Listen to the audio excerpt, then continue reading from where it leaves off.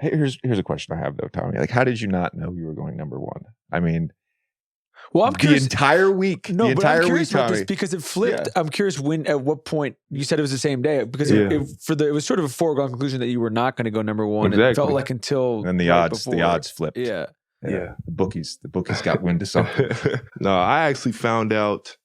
Let's see. So, like at the draft, like 45, 30 minutes before, I think you come out with your family for like the introduction. All the guys who was in the green room come out with their parents and go on the stage and go to their table.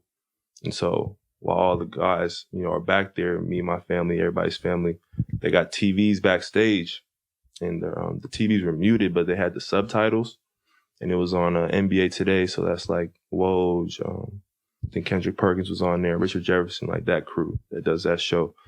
And I saw my face like on the the ticker or whatever, and it was like Banchero, like it's Magic or taking Banchero or leaning or something like that. And I was like, oh snap!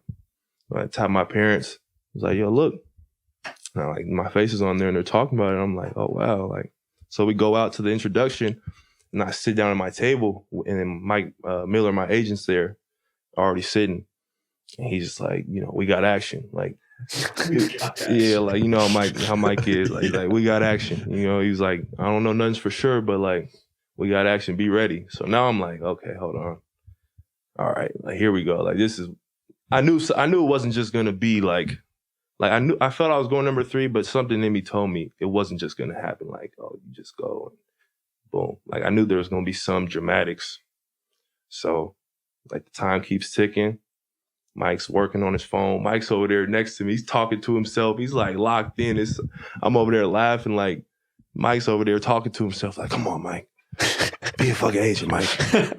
Come on, Mike.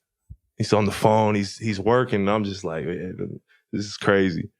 And so, like, I think Woj puts out a tweet like 15 minutes later, and is like, the Magic are like basically set on taking me.